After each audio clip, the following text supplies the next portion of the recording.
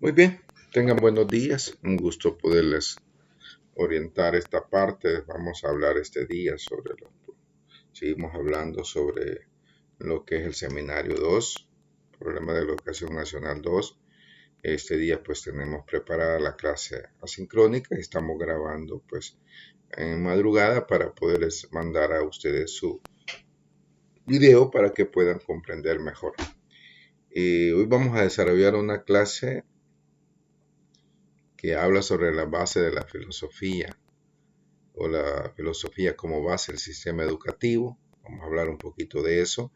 Vamos a hablar de los ejes transversales, ¿sí? Y para ello, pues tengo una presentación, tengo dos documentos que les voy a subir. Uno que habla sobre lo que es los ejes transversales, ¿verdad? Por ahí pues tengo una presentación y un documento que habla un poquito del sistema o la base filosófica de nuestro sistema educativo. Eso es lo actual que tenemos. Así que vamos a dar inicio, pues en este momento son las 4:36 de la mañana. Estamos preparando la clase para que usted pues la reciba en el momento oportuno. No olvide revisar la guía de aprendizaje que aparecerá en su momento para que usted la pueda desarrollar para asimilar los procesos educativos. Muy bien, empezamos entonces. Vamos a comenzar a presentar.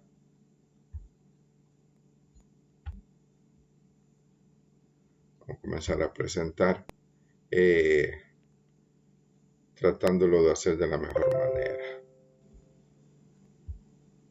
Sí. Entonces vamos a iniciar. Por aquí tenemos lo que es el sistema educativo. Sí. Aquí está, usted puede ver. Aquí tenemos los tres documentos que vamos a utilizar. ¿Sí? Estos dos pues son presentaciones y este documento PDF. Comenzamos con filosofía educativa.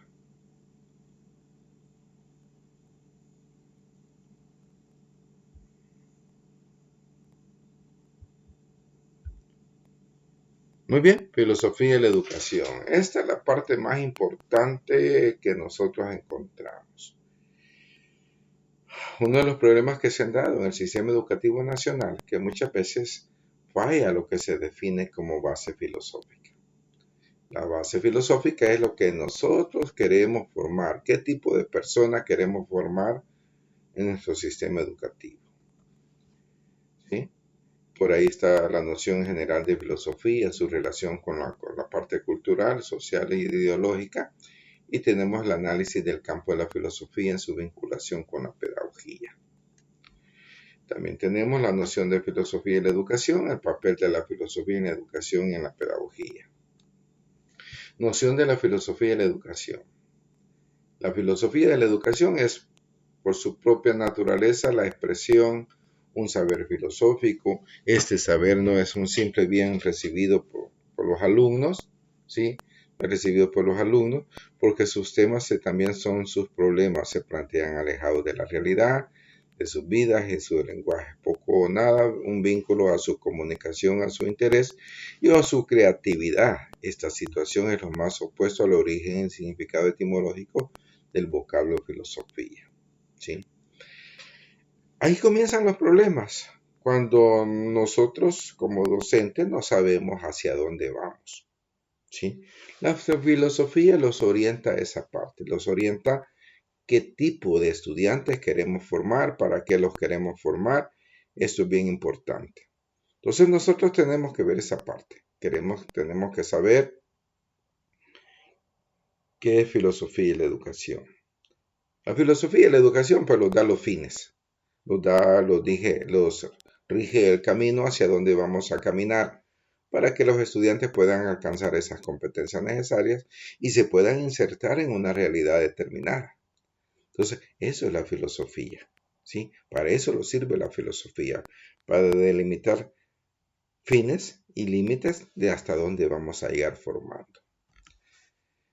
Ortega y Gasset escribió que si el maestro ha de ser pedagogo, ha de ser maestro filósofo. Este es el sentido que tiene la conversión herbantiana de la pedagogía en la ciencia formal. Desde entonces queda obligado el maestro a estrechar sus relaciones con la filosofía. En este sentido, nosotros los docentes tenemos que estudiar filosofía, saber qué pretendemos formar con la educación, qué tipo de persona, con qué valores, ¿sí? Con qué metas, con qué visión. Todo eso nosotros lo tenemos que saber y ese es el papel nuestro, ¿sí? Usted como futuro licenciado en educación en especialidades sociales tendrá que ver esa parte, tendrá que conocer para qué usted está estudiando pedagogía o licenciatura en educación y qué tipo de estudiante va a formar. El desprestigio actual de la filosofía en ciertos países y en consecuencia de la filosofía de la educación radica en el teórico alejamiento de la vida. La filosofía tiene que ver eso, ¿sí? ¿Qué tipo de persona voy a formar? ¿Qué tipo de persona quiero tener en mi país para que haga cambios? Entonces, la mayor parte de docentes los hemos alejado de esa parte de la filosofía. Esta concepción de la filosofía estrechamente vinculada o identificada con la ineficacia, la esterilidad y el aburrimiento y a la comprensión se convierte en inutilidad. Ni lo fue en sus orígenes, no tiene que serlo en la actualidad. Estamos convencidos de que la filosofía que no surja del contacto con la realidad cotidiana, sino del margen de ella, quizás sea filosofía, pero no es una filosofía de la vida y por lo tanto no es una filosofía de la educación. La filosofía tiene que surgir de ese contacto con la realidad y ver lo que el país necesita, la comunidad necesita para poder salir adelante. Sin filosofía de la educación queda sin respuesta, al menos de modo explícito, todo lo que afecta a la reflexión, a la crítica, al fundamento, a los fines y a los valores. Interrogantes tales como ¿qué elegir? ¿Es posible educar sin un modelo de referencia? ¿Por qué un modelo y no otro? ¿Quién decide y quién debe de decidir? ¿Debe de imponer el educando una opción contra su voluntad? ¿Deben los políticos imponer su modelo ideológico porque gozan de mayoría? ¿Qué dimensiones humanas hemos de educar? ¿Cómo debe ser ejercida la autoridad del maestro? ¿Quiénes han de educar? ¿Es posible justificar cuál es la mejor educación? ¿Es posible la neutralidad? ¿Son indiferentes los medios? Pues tenemos toda esta serie de interrogantes, ¿sí? Entonces, primero, nosotros como estudiantes llegamos a las universidades, llegamos al bachillerato, y digo las universidades porque es un sistema donde usted lo define, y no hallamos qué carrera estudiar, ¿sí? Desde ahí tenemos problemas con la parte de la filosofía, ¿sí? Desde ahí tenemos la parte problemas, como les decía. ¿Es posible educar sin un modelo de referencia? Esa es la otra parte. ¿Es posible educar sin un modelo de referencia? Entonces, ¿qué verdad? No es posible. Necesitamos un modelo, algo que los oriente, que los defina. ¿Sí? ¿Por qué un modelo y no otro? Bueno, cada quien tiene que definir sus prioridades. Nuestro sistema educativo tiene que definir el modelo educativo. ¿Quién decide y quién debe de decidir? Pues aquí desgraciadamente pues definen los políticos, ¿verdad? No define el pueblo ni definen los estudiantes. ¿Se debe imponer al educando una opción contra su voluntad? No debería ser así, ¿verdad? Pero muchas veces se hace. ¿Deben los políticos imponer su modelo ideológico que goza la mayoría? No debería de hacerse, pero eso se hace. ¿Qué dimensiones humanas hemos de educar? Bueno, las que se necesiten para poder sacar a nuestro país adelante. ¿Cómo debe de ser ejercida la autoridad del maestro? Con equidad, ¿verdad? Con respeto a los alumnos. ¿Quiénes han de educar? Bueno, las personas que estén capacitadas para eso, en este caso, los docentes. ¿Es posible justificar cuál es la mejor educación? Bueno, va a depender de quién lo haga, ¿verdad? Porque las personas debemos de conocer mucho de educación para atreverlos a hablar. Hoy en día cualquiera se mete a hablar de educación sin conocer, ¿sí? ¿Es posible la neutralidad? Nunca es posible, ¿verdad? Es imposible que se dé la neutralidad. Siempre somos, pues, influenciados por el contexto, por la parte política, por la parte económica. ¿Son indiferentes los medios? No es que sean indiferentes, ¿verdad? Pero muchas veces el mismo sistema, el mismo modelo educativo, el mismo modelo económico y político hace que los modelos sean indiferentes. El método científico y la producción de leyes y teorías. Todo proceso educativo, jóvenes, tiene que estar basado en el método científico. No podemos estar hablando de subjetividad. Todo tiene que ser desde el punto de vista objetivo y desde el punto de vista científico.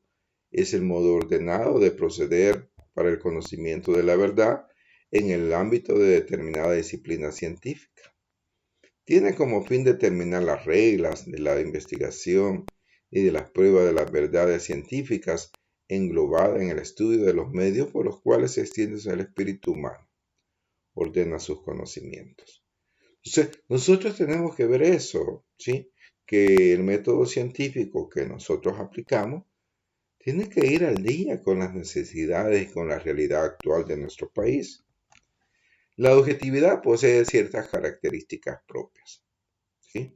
La objetividad quiere decir conjunto de objetos estudiados. Lo que vimos, lo que observamos, lo que decimos, ¿sí? No vamos a hablar de cosas subjetivas. Tiene que ser compartido a través del lenguaje. Tiene que aplicarse una metodología del método científico. Permítame un momentito que la máquina me quiere, pues, sacar, ¿verdad? ¿Sí?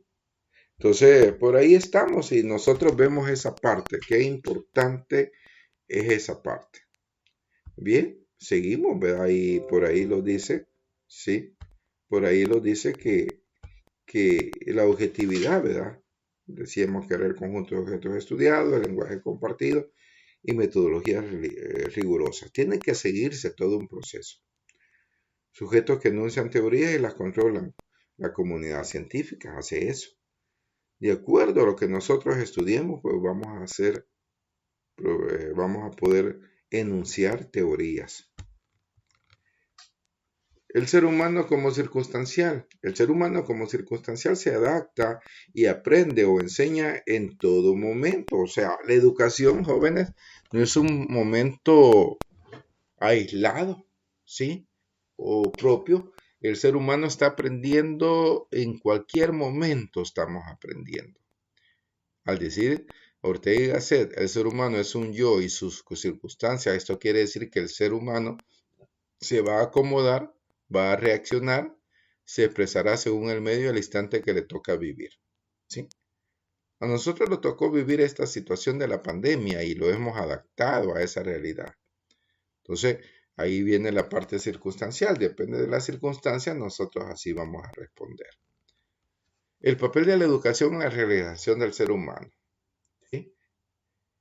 Sin tratar de parafrasear lo que dice la lámina.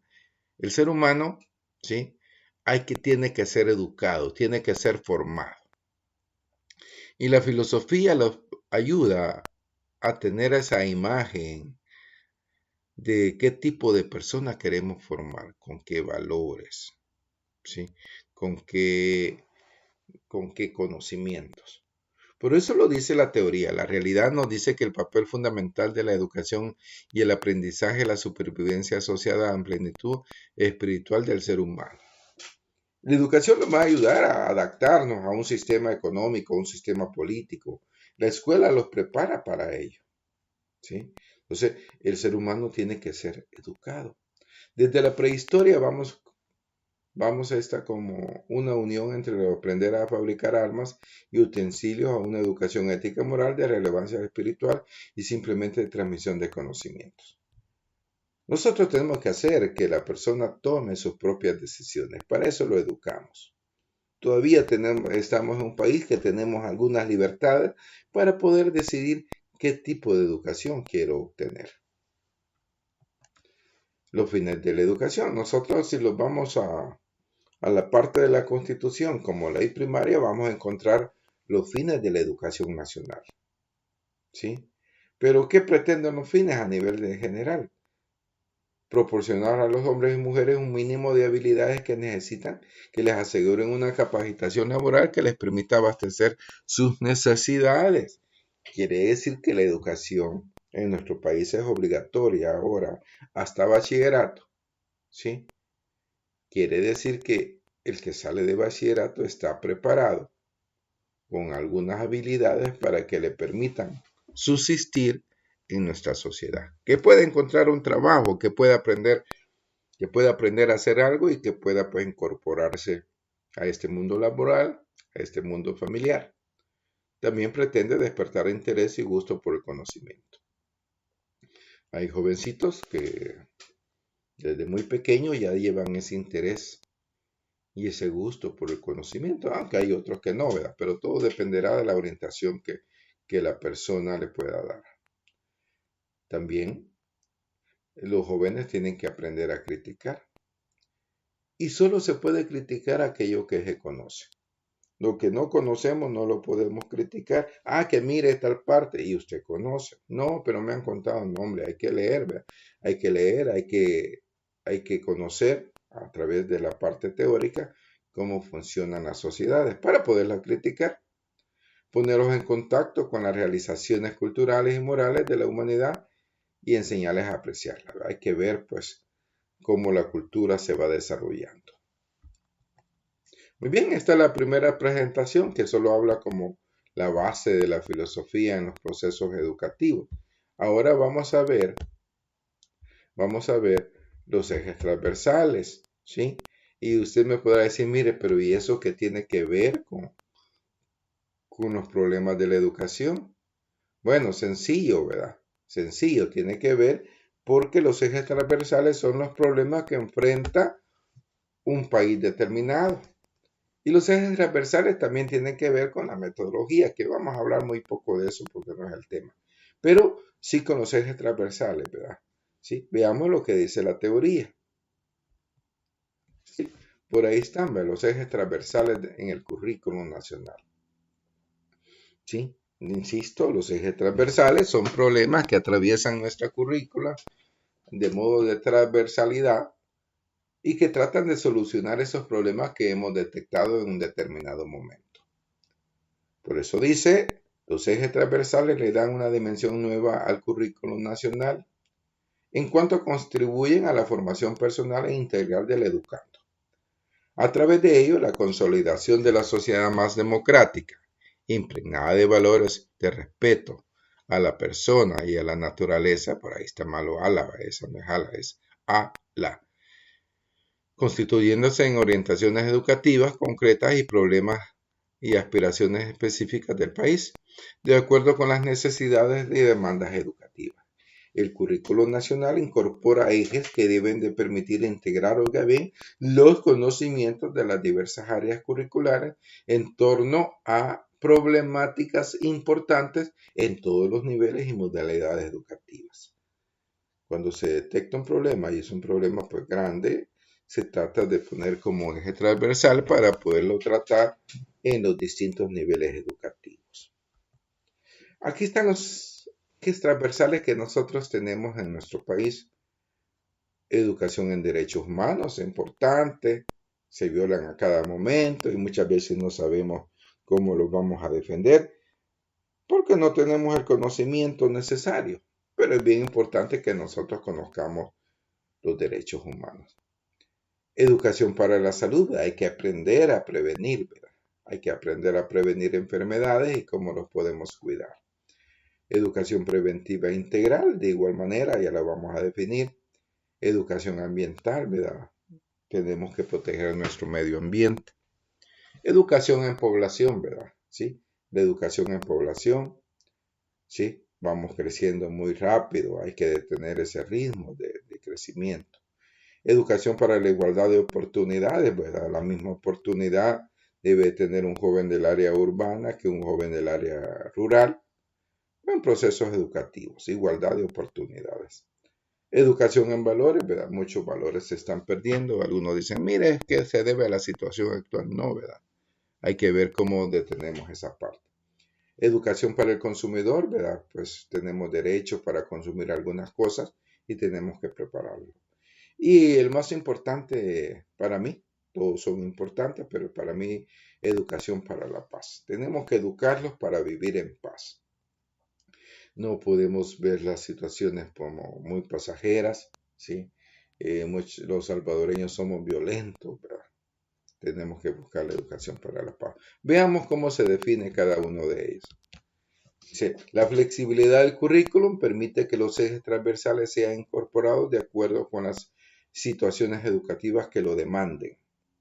Además, puede incluir otros que se estimen prioritarios en la comunidad o a nivel nacional. Si usted detecta un problema y ese problema lo quiere llevar para tratar de resolverlo a nivel local, pues incorporémoslo al currículum, ¿sí? Cuando nosotros hablamos de incorporar los ejes transversales, no se trata que vamos a hablar sobre eso, pero sí los vamos a tomar en cuenta cuando estemos desarrollando nuestras clases. Aquí aparece la primera, educación en derechos humanos. Cuando finaliza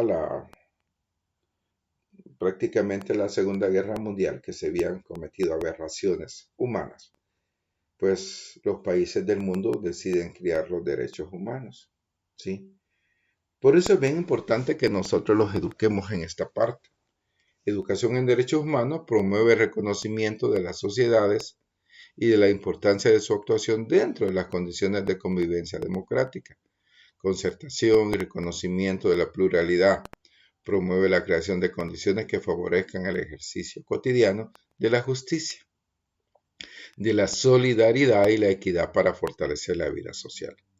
Este eje transversal considera prioritario atender los aspectos de autoestima, reconocimiento de los deberes y derechos a nivel personal, familiar y comunal, y a la práctica de normas básicas en relación armoniosa en la familia, la escuela y la comunidad. Entonces, nosotros vemos esa parte de que la educación en derechos humanos es importante. Gracias a Dios en nuestra currícula se comienza a hablar de los derechos humanos desde primer grado, ¿verdad? ¿Sí? Como el derecho a la educación, como el derecho al nombre, como el derecho a la propiedad privada, como el derecho al respeto. Esos son derechos humanos. Muy bien, el segundo, educación ambiental. El país exige una educación ambiental de carácter integral que propicie el conocimiento de los problemas del medio natural y social en su conjunto y sus causas. Tantas inundaciones que usted está observando este año, ¿verdad? ¿A qué se debe? Bueno, algunos dicen, los teóricos dicen que se debe a las que las tuberías ya no alcanzan a evacuar el agua que cae. Y tienen razón. Pero también otro problema es que se están talando bosques, hay tantas urbanizaciones, tantas colonias, eso se encementa, el agua ya no entra a la tierra, no que corre, y ese es el problema, ¿sí? No tenemos una buena educación ambiental y todo lo vemos de carácter económico y político, ¿sí? Entonces hay que tratar de educar a las personas en esa parte. La educación ambiental, especialmente dirigida a generaciones jóvenes, ¿verdad? Los jovencitos tienen que aprender a cuidar lo que es el medio ambiental. Es esencial ampliarla sobre la base de una opinión clara y generar una conducta responsable por parte de los ciudadanos de cara a la protección y mejora del medio ambiente. Qué triste ver a las personas que cortan árboles. Bueno, camino a Huachapán, ustedes ya se dieron cuenta, no sé los nombres del camino a Huachapán, pero están haciendo una colonia, ¿verdad? Como es barro que hay ahí en esa parte donde cosechaban arroz, pues ahora se está sacando prácticamente el barro, no sé dónde lo están depositando y rellenando, ¿verdad? Sí. ¿Cuánta, cómo le estaremos haciendo daño al medio ambiente? Y usted me podrá decir, mire, pero es necesario crear pues casas para que las personas tengan acceso. Sí es necesario, ¿verdad? Pero habría que reconocer cómo podemos ayudar al medio ambiente para no deteriorarlo, ¿sí? Entonces, eso es lo que hay que procurar ante la reconocida crisis ecológica a nivel mundial, porque no solo del país, ¿verdad? Si usted se lee un poquito y se va para lo que es la República de Haití, se va a dar cuenta que Haití se acabó prácticamente todo su ecosistema por la falta de una preparación educativa, por la falta de una conciencia, por la falta de un sistema económico que hubiera cuidado esa parte. Y político, por supuesto. Se necesita de una educación ambiental orientada a desarrollar en los educandos conciencia, actitud y valores que reflejen sensibilidad hacia el entorno y a la aceptación de responsabilidades individuales y colectivas tendientes a resolver los problemas ambientales para mejorar la calidad de vida de los salvadoreños. ¿Sí? Entonces, nosotros tenemos que ver esa parte, tenemos que ver cómo vamos a ayudar a cuidar el medio ambiente. Ese es el segundo eje. Tercero, educación en población. Crecemos y los multiplicamos rápidamente. ¿Sí? Eso ya no puede ser. Tenemos que aprender a ver. Permítame, solo voy a ver que estemos transmitiendo y no vayamos a estar hablando pues solito. No, todavía estamos transmitiendo.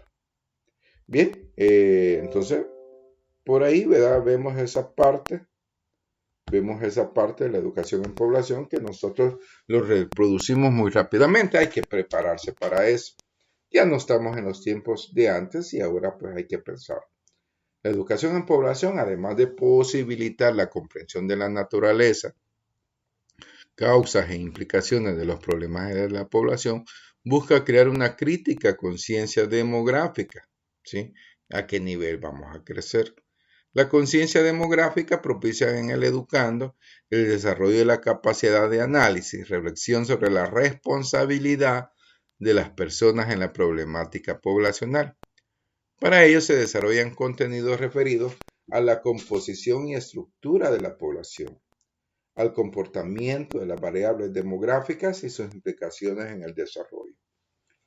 La conciencia crítica propicia la capacidad para analizar y explorar alternativas que fomenten el desarrollo de la autoestima, el respeto por los demás, la valoración de la mujer y sus opciones de desarrollo. La toma de decisiones autónomas y responsables tanto en lo sexual como en lo reproductivo. Para ello se desarrolla contenidos referidos a los roles sexuales, autoestima, procreación responsable y salud materno-infantil, entre otros. Entonces, eso es un problema que afecta a nuestro país. Somos un país extremadamente pequeño y si vamos creciendo al ritmo que lo hacemos, pues ya no vamos a caber en un determinado momento. Y ya no van a haber zonas agrícolas, ya no van a haber zonas industriales, ¿verdad? Y todo eso pues tenemos que pensar. Educación para la salud. La educación para la salud como componente curricular se fundamenta en la necesidad de mejorar condiciones de vida del individuo, de la familia y la comunidad. Promueve la participación del educando en el mejoramiento de la salud a través de acciones educativas que permitan prevenir enfermedades y accidentes como factores negativos, así como propiciar actitudes favorables para la solución de problemas concretos de salud a nivel individual y social. La educación preventiva integral interrelaciona el contenido de diversas áreas curriculares favorables al desarrollo de la autoestima del educando. ¿Sí? Esta educación preventiva integral pues, permite que el estudiante pues, o el ciudadano o el educando pues, vea de otra forma la vida. ¿Sí? Y que tenga un concepto positivo de sí mismo. ¿Sí? Que haga uso adecuado del tiempo libre, la capacidad para enfrentar la presión del grupo. Hay que aprender a decir no, ¿verdad? Oh, sí, pero muchas veces por pena, por compromiso decimos sí y no aprendemos a decir no. Actitudes y valores de solidaridad, diálogo y convivencia. El conocimiento de los efectos nocivos de las prácticas de consumo de drogas. ¿Sí? Muchas veces el ser humano por curiosidad hace muchas cosas. Tenemos que tratar de prevenir eso. Refuerza la personalidad del educando como factor de protección ante cualquier riesgo que no se agota en el problema de la droga, sino trasciende a los problemas socialmente relevantes y significativos en la sociedad, como el VIH o el SIDA, la prostitución y la delincuencia, entre otros. Entonces, tenemos que tratar de prevenir, tenemos que aprender a cuidarnos. Educación para la igualdad de oportunidades. Hoy es común ver mujeres motoristas, ¿sí? Mujeres ingenieras, ingenieros, ¿sí? Pero antes no era así, ¿verdad? Entonces hay que tratar de ver la forma de cómo podemos orientar la educación para la igualdad de oportunidades. La aspiración por lograr una relación y trato igualitario entre para mujeres y hombres, condición ineludible la toma de decisiones en el campo educativo y específicamente en la escuela, para formar y modificar hábitos y creencias acorde a la igualdad de oportunidades. El Currículum Nacional considera importante consolidar el proceso social sobre la base de la formación de personas con clara conciencia y respeto acerca de la igualdad de derechos, sin distinción alguna, raza, creencia, condición social o sexo, capaz de eliminar estereotipos de subestimación y discriminación, educativas en valores. Se orienta a desarrollar en los educandos actitudes y formas de entendimiento que favorezcan la convivencia entre personas, grupos y que tienen sentido según las metas personales y sociales. Se considera sus respectivas áreas curriculares, los valores humanos, éticos, intelectuales, estéticos, la naturaleza y el medio ambiente. No hay diferencia entre hombre y mujer, ¿sí? Lo único que los diferencia es el sexo o el género, pero nosotros, el hombre o la mujer puede desarrollar lo que él quiera desarrollar. Educación para el consumidor, bueno, importantísimo, ¿verdad? Nosotros los quejamos que las cosas están caras, las personas consumidoras se quejan que se está pagando muy barato y es un problema.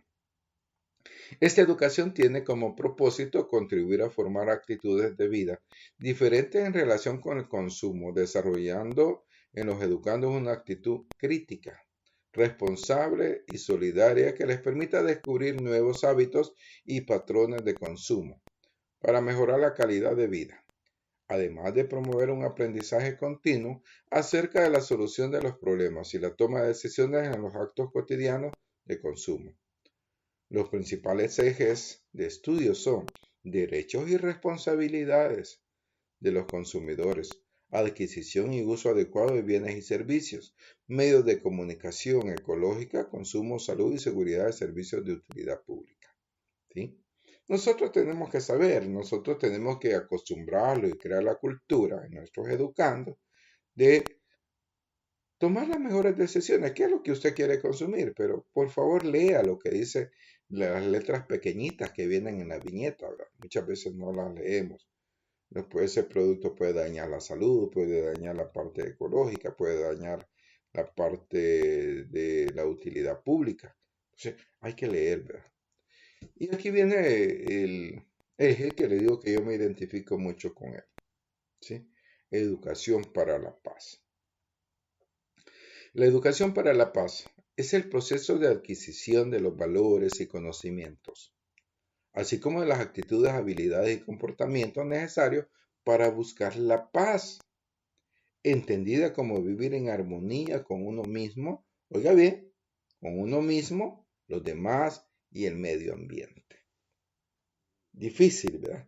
Difícil. Muchas veces uno con los vecinos no se lleva muy bien, ¿sí? Hay que tratar la forma de entenderlos, ¿sí?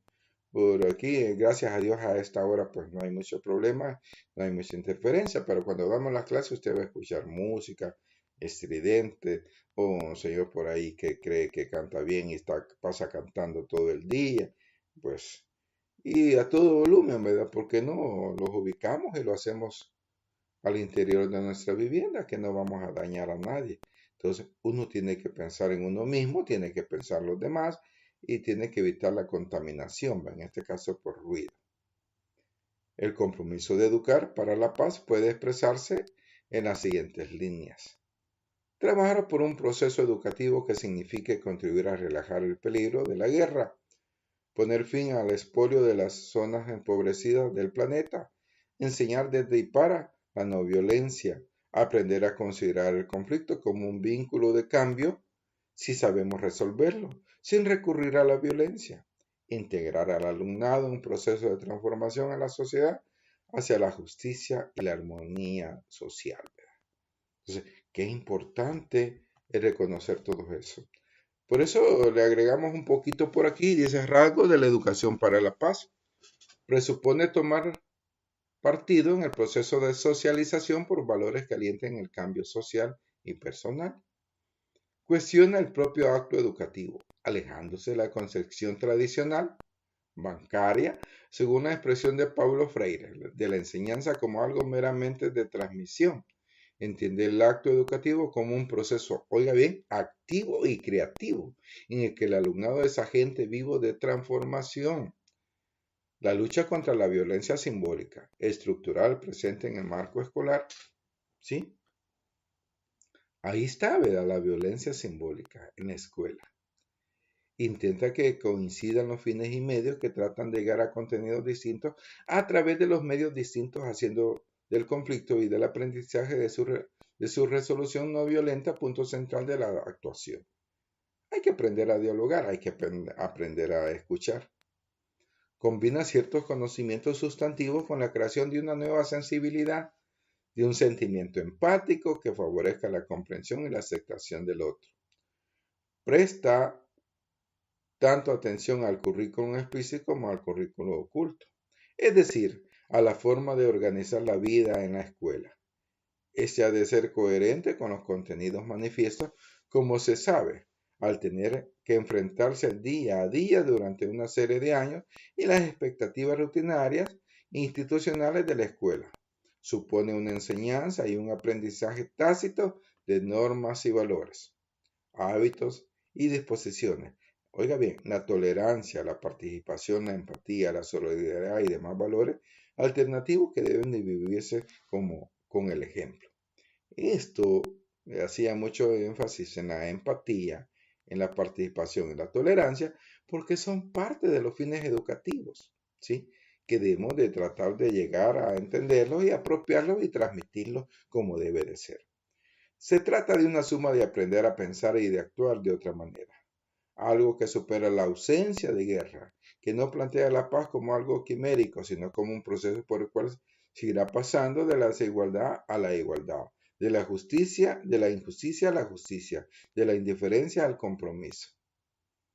Tenemos problemas, muchos problemas en educación en este momento. Más de 50,000 personas detenidas por el sistema, por el sistema de sección que tenemos en nuestro país, por la guerra que se le ha desatado a las pandillas, a los grupos delincuenciales, que no está malo. Pero quienes sufren al final estas consecuencias son los niños. Y los niños tienen problemas, a veces no tienen para comer, a veces ya no van a la escuela, y qué complicado entonces poder orientar esta educación para la paz.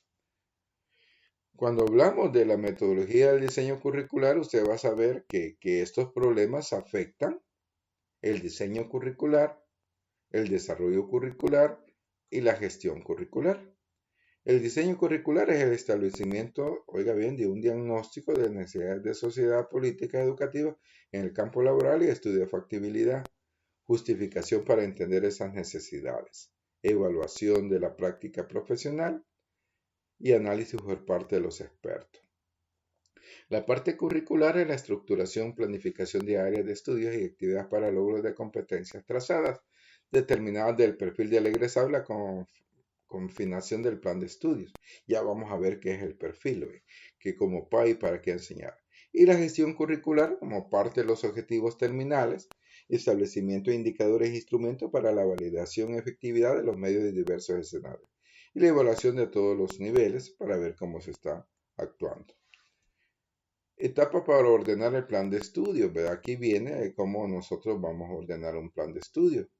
Primero tenemos que hacer como un diagnóstico, un estudio de factibilidad, ¿verdad? Mire, vamos a poner este bachillerato. Sí, no se trata solo de ponerlo, hay que ver la factibilidad, hay que ver los ejes que van incluidos, hay que definir el perfil del egresado, Hay que definir el objetivo general del programa académico. Hay que definir la matriz de congruencia, el mapa curricular. Hay que definir el planteamiento de las estrategias de enseñanza, aprendizaje en la evaluación. Y por último, nos va a dar el diseño de los programas de estudio. Así se desarrollan los planes de estudio. ¿Sí? Muy bien, hoy vamos a ver el documento que les decía. Hoy pues salió un poco pesada la actividad, ¿verdad? Pero vamos a ver esa parte. Permítanme que voy a conectarla.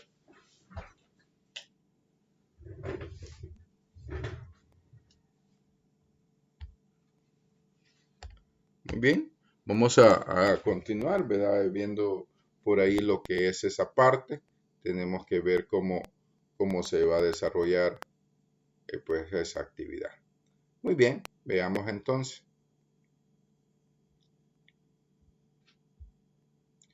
Muy bien, les va a llegar este documento, ¿sí?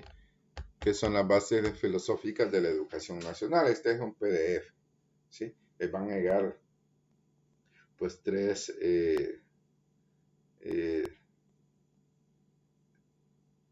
documentos, ¿sí? Tres documentos sobre lo que es filosofía, sobre lo que son los ejes transversales y este documento.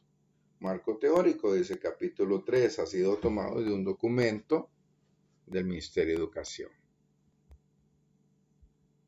Bases filosóficas de la educación actual. El currículo nacional desde El Salvador se desarrolla y consolida teórica y operacionalmente en un momento histórico para la vida del país.